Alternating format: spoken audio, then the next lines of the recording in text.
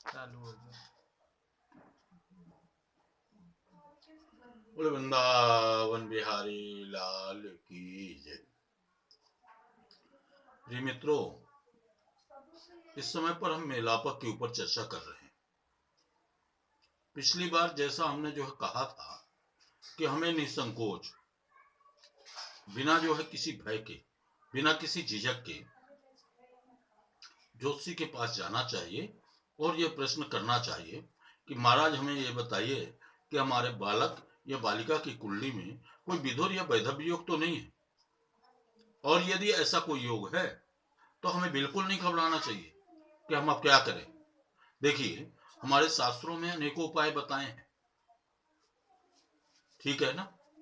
यदि हम जो है घबराने के कारण, भय के कारण उसे जानेंगे नहीं, और मान लीजिए कि हमारी कन्या जो है वैधव्य योग की है और उसका विवाह हो गया, कुछ काल बाद ही जो है उसका देहावसान हो गया, तो ऐसे संकोच से क्या फायदा। इसलिए जो है यदि हम जो है उसकी कमी जान लेंगे, तो कमी जान लेंगे तो उसका जो है तो निदान तो कर सकेंगे। देखिए, ज्योतिष में जो है कुंडली जो होती है, ज्योतिष जो है एक प्रकाश है, एक आंख है।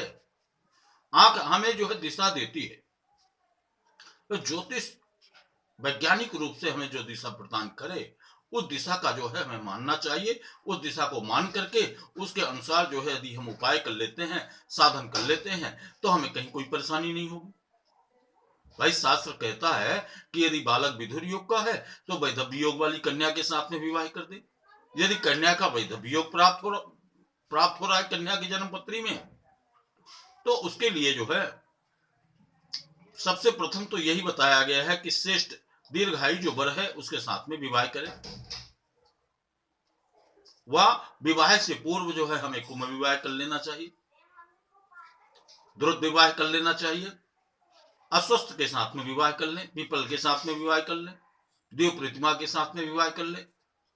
तथा जो है नवीन ज्योतिषियों ने जो है बालक की कुंडली में भी यदि जो है विधुर योग प्राप्त है तो उसके लिए भी जो है साधन ढूंढ लिए, जैसे मिट्टी की, आटे की, बेसन की, कुश की एक पुतली बना करके और उसका विवाह करा देते हैं। पश्चात जो है उसे नदी में प्रक्षेप कर देते हैं। इसके बाद जो है तो विवाह करते हैं। उन दंपतियों का जीवन जो है तो सुखमय हो जाता। यद्यपि ये शास्त्र सम्मत नहीं है, हाँ, कन्याओं के लिए तो शास्त्र में जरूर उपाय बताए गए हैं, जरूर साधन बताए गए हैं, लेकिन वर के लिए नहीं है। नवीन ज्योतिषियों का यह विचार है, एक मत है, ठीक है। किंतु इन बातों का जरूर विचार करना चाहिए। हमने केवल जन्म पत्री मिला ली, गुण मिल गए, 27 मिल गए, 28 मिल गए, 32 मिल गए, समझ लिया पर्याप्त मिल गई। देखिए, कुंडली मिला लेना, जन्म पत्री मिला लेना, यह केवल 25% मिलान है। शेष मिलान हमें लग्नेश को, पंचमेश को, सप्तमेश को, भाग्येश को देख करके जो है तो करना चाहिए। साथ में नवमांश का भी विचार करना चाहिए। किंतु इन सबके साथ में एक अभिन्न अंग है जिसे हम छोड़ नहीं सकते। भावी दाम्पत्य जीवन को सुखद बनाने का बहुत बड़ा साधन है, और ज्योतिष में इसके लिए जो है कुछ नियम बताए गए। जैसे विधुर योग के लिए यदि हमारा बालक कन्या लग्न का है और लग्न में सूर्य बैठा तो जो है तो विधुर योग प्रदान कर देगा। इसी तरह से यदि कन्या लग्न है और लग्न में सूर्य हो, लग्न में और सप्तम में जो है मीन राशि का शनि हो, तब भी जो है यह विधुर योग प्रदान करेगा। मीन लग्न हो, मीन लग्न में शनि बैठा हो तो यह विधुर योग प्रदान करेगा। सप्तम भाव पाप कर्तरी योग से घिरा हो, अर्थात सप्तम में राहु हो, अष्टम में शनि हो, छठे स्थान पर जो है यदि मंगल हो तो यह विधुर योग प्रदान करेगा। द्वितीय और सप्तम भाव में यदि पाप ग्रह है तो यह जो है विधुर योग प्रदान करेंगे। सप्तमेश यदि पाप ग्रहों के मध्य में है, पाप प्रभाव में है, तो विधुर योग प्रदान करेंगे।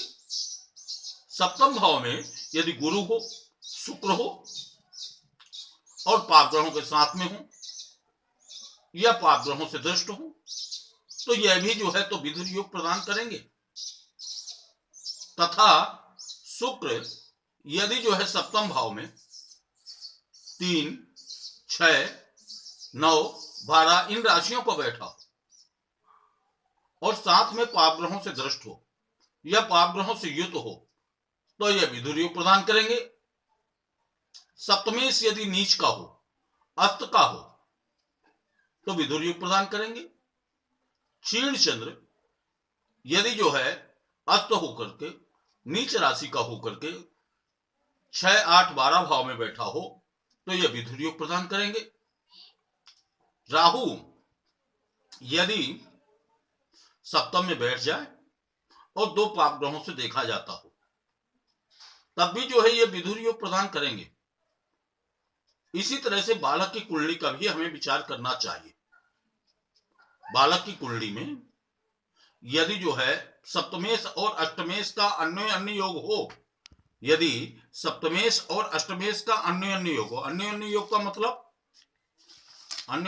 का मतलब यह होता है कि परस्पर एक दूसरे के राशि में बैठे हों, एक दूसरे के राशि में अगर परस्पर बैठे हों, तो यह जो है विधुर योग प्रदान करेंगे। साथ में पाप ग्रहों से दृष्ट हो या पाप ग्रहों से युक्त हो, तो अवश्य ही जो है तो यह वैधव्य योग प्रदान करते हैं। लग्न या चंद्रमा से 7वें या 8वें स्थान में 3-4 दुष्ट ग्रह बैठे हो, तब भी जो है यह वैधव्य योग प्रदान करते हैं। सप्तम भाव में मंगल बैठा हो और पाप या क्रूर ग्रहों से देखा जाता हो तथा क्रूर नवमांश में बैठा हो, तो जो है ये वैधव्य योग प्रदान करेगा। इसी तरह से लग्न और सप्तम में कोई विशेष क्रूर ग्रह हो, तो अभी जो है यह विधुर योग वैधव्य योग प्रदान करेंगे। मेष या वृश्चिक राशि का राहु यदि जो है 8 या 12वें स्थान पर बैठता है, तो यह वैधव्य योग प्रदान करता है। नीच अस्त का चंद्रमा, जैसे मैंने पीछे कहा है कि क्षीण होकर के यदि जो है 6, 8 स्थान पर बैठे, तो यह वैधव्य योग प्रदान करेगा। अष्टमेश पाप वर्गी हो, पाप वर्गी मतलब पाप राशि के नवमांश में बैठा हो और यदि वह सप्तम भाव में बैठ जाए, तो वैधव्य योग प्रदान करेगा। अष्टमेश यदि पाप वर्गी होकर के अष्टम में बैठे और जिस नवमांश में जो है बैठा हो, वह नवमांश का स्वामी भी पाप ग्रह हो और पाप ग्रहों से देखा जाता हो, तब भी जो है वो वैधव्य योग प्रदान करता है।